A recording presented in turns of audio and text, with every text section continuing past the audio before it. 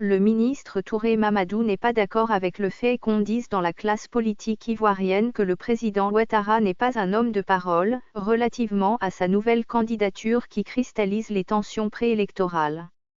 Pour lui, l'on devrait regarder du côté des opposants Henri Konan Bédié et Guillaume Soro qui n'ont pas respecté leurs engagements en la matière. Invité sur le plateau de la chaîne de télévision Live TV, Touré Mamadou, ministre de la Jeunesse et porte-parole adjoint du gouvernement, a réfuté les accusations contre Alassane Ouattara sur sa volonté de briguer un troisième mandat. Pour lui, il n'est pas juste de regarder uniquement du côté du RHDP sur cette question. En effet, Touré Mamadou a fait savoir d'abord que du moment où le Conseil constitutionnel s'était prononcé en faveur de la candidature d'Alassane Ouattara, le débat devrait être clos. Mais revenant sur la question du non-respect de la parole donnée, Touré Mamadou a pointé du doigt Henri Konan Bédié et Guillaume Soro, qui avaient d'après lui dit aussi qu'ils ne se présenteraient pas pour l'élection de 2020.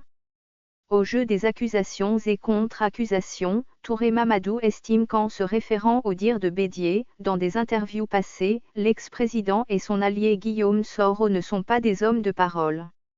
Il a expliqué pourquoi il les accuse. Ce que je trouve injuste, c'est le président Bédié, qui en 2017, dans une interview accordée à Jeune Afrique a dit que lui le président Bédié, il ne sera plus candidat et qu'il faut passer la main à une autre génération. Le président Bédié, en septembre 2019, a fait une interview où il dit « Revenir au pouvoir, ça serait une revanche », a d'abord dit Touré Mamadou.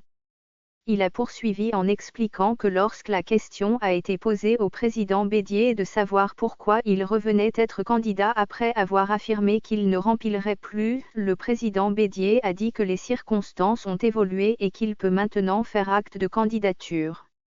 Enfonçant le clou, le ministre de la Promotion de la Jeunesse a rappelé que Bédié avait fait une interview en 2017 dans laquelle il a dit que Guillaume Soro lui a affirmé à lui Bédié qu'il ne serait pas candidat en Côte d'Ivoire, en tout cas pas en 2020. Si on veut aller sur les respects des engagements, ce n'est pas du côté du président Ouattara qu'il faut regarder. Il faut regarder du côté du président Bédié qui est revenu sur sa décision mais surtout Guillaume Soro. Terminant sur le sujet, il a indiqué que, soit Guillaume Soro a menti au président Bédié, puisque Guillaume Soro a dit au président Bédié qu'il n'est pas candidat en 2020 et Guillaume Soro est candidat en 2020, ou bien le président Bédié ne nous a pas dit toute la vérité.